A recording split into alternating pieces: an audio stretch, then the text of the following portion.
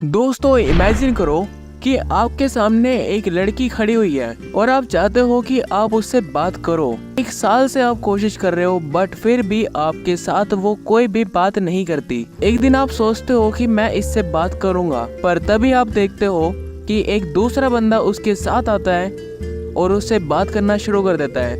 1 महीने बाद आप देखते हो कि दोनों साथ में बाइक पर आ रहे हैं। तब आपको लगता है यार मेरे में कुछ तो कमी है या मैं अच्छे से बात तो नहीं कर पाता हूँ। तो दोस्तों आपको सीखने की जरूरत है डार्क साइकोलॉजी। अगर आपने मेरी पिछली पार्ट 1 और पार्ट 2 की वीडियो देखी है तो आपको पता ही होगा कि आप डार्क साइकोलॉजी का इस्तेमाल कैसे कर सकते हो। और इस वीडियो में मैं आपको डार्क साइकोलॉजी की हेल्प से बात करना सिखाऊंगा कि आप कैसे अपनी बात को एंगेजिंग बना सकते हो, आपको अटेंशन मिले, लोग आपसे बात करने के लिए पागल हो जाए। इसके लिए मैंने अलग से वीडियो बना रखी थी वैसे, बट डार्क साइकोलॉजी अलग ही चीज होती है। तो चलिए वीडियो को शुरू करते हैं। तो नमस्ते दोस्तों। तो दोस्तों डार्क साइकोलॉजी है क्या, पहले ये समझते हैं। देखो डार्क साइकोलॉजी का इस्तेमाल इसलिए होता है ताकि आप किसी के दिमाग को मैनिपुलेट कर पाओ या अपनी अलग छवि उसमें डाल सको। वो कहता है ना अलग अलग पर्सनैलिटी वाला, बस वही बात समझो। तो इसके अंदर आता है फर्स्ट पॉइंट जो है स्टोरी टेलिंग। स्टोरी टेलिंग नहीं यार, ये डार्क साइकोलॉजी तो नहीं है। पहले तो मैं आपको एक एग्जांपल से समझाता हूँ। आपके सामने 2 यूट्यूब वीडियोस हैं जिसमें एक बंदा सीधा सीधा बता रहा है कि ये करो ये करो ये करो, और दूसरी साइड कोई आपको स्टोरी की तरह सुना रहा है कि पहले ये करेंगे फिर वो करेंगे फिर वो करेंगे फिर वो करेंगे।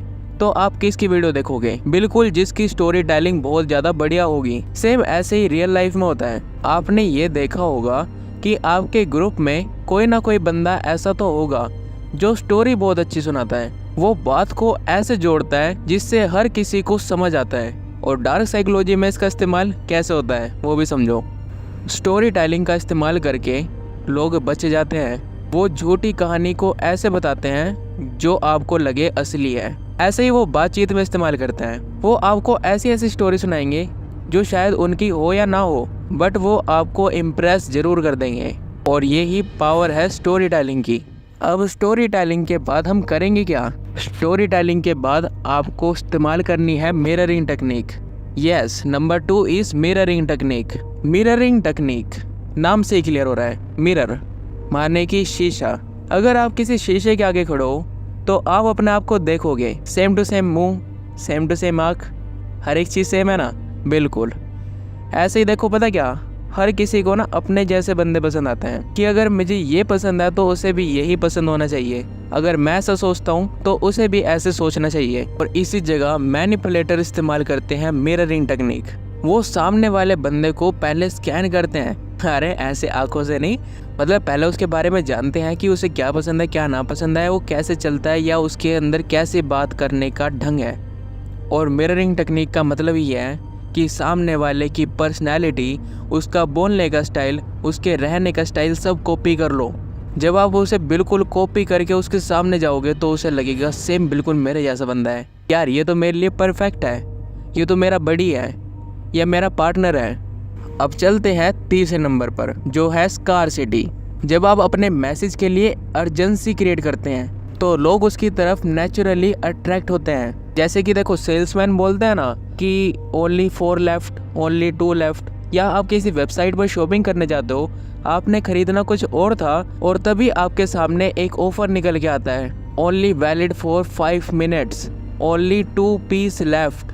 तो आपके पास ज़्यादा सोचने का समय तो नहीं होगा और आप कोशिश करोगे कि मैं उसे ले लूँ, क्योंकि हमारी प्रोग्रामिंग ऐसे ही हो रखी है। जो चीज़ हमारे को कम लगती है वो हमारे को बहुत ही अच्छी लगती है। और इसके बारे में ना पावर बुक में ही बताया गया है कि कम अवेलेबल रहो।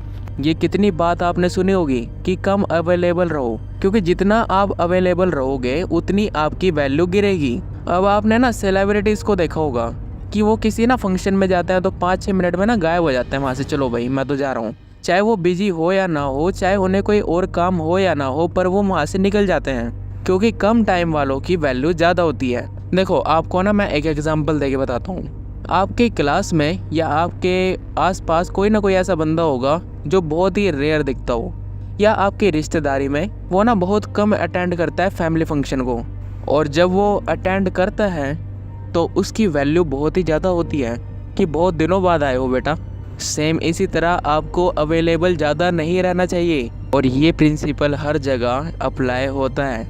तो चलिए नंबर 4 पर चलते हैं। And number 4 is authority.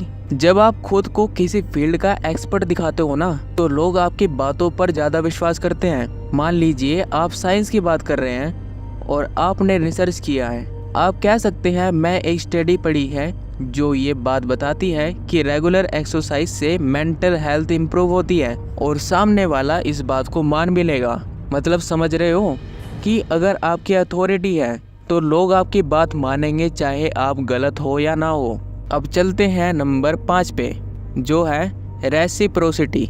शायद मैंने गलत प्रोनाउंस कर दिया, पर सुनते हैं। पहले कुछ अच्छा करना, फिर कुछ मांगना। आ गया ना याद? मान लीजिए आपके दोस्त की एग्ज़ाम में आपने मदद की थी, तो जब आप उससे कुछ मांगते हैं उन्हें फील होता है कि उनका ओब्लिगेशन है कि वो आपकी मदद करे।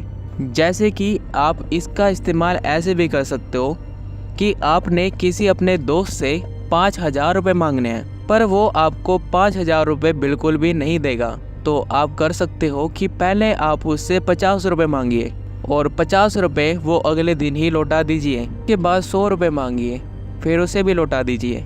1,000 रुपये मांगिए और फिर उसे लौटा दीजिए।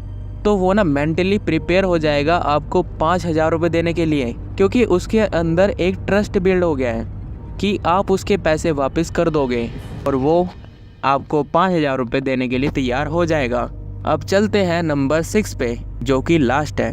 Number 6 is emotional manipulation. इसमें क्या होता है कि जो सामने वाला बंदा है ना, उसका जो व्यू पॉइंट है, आप उसके आसपास ना उसे डिस्कम्फर्ट फील कराते हो या उसे एंजाइटी देते हो। अब जैसे कि मैं बहुत घटिया एग्जांपल ले रहा हूँ क्योंकि मेरे पास कुछ अच्छा बताने के लिए है नहीं। मान लीजिए आप किसी कंट्रोवर्शियल टॉपिक पर बात कर रहे हो, जैसे कि क्लाइमेट चेंज, कि हमारे आसपास का क्लाइमेट बहुत तेज़ी से चेंज हो रहा है। तो आप बोलोगे अगर हम अभी एक्शन नहीं लेते तो हमारी फ्यूचर जनरेशन को बहुत बड़ी प्रॉब्लम फेस करनी पड़ेगी। क्या आप चाहते हैं कि उन्हें ऐसी सिचुएशन का सामना करना पड़े? ये उन्हें सोचने पर मजबूर करेगा और आपकी बात को ध्यान से सुनने पर मजबूर भी कर देगा।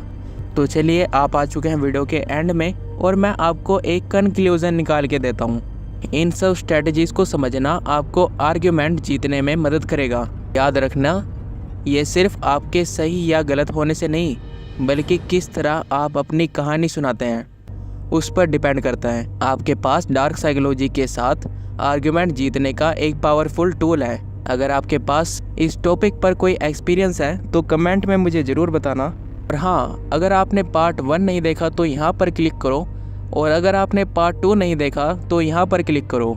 तो दोस्तों, मैं मिलता हूँ आपसे अगली वीडियो में। तब तक के लिए थैंक्स फॉर वॉचिंग।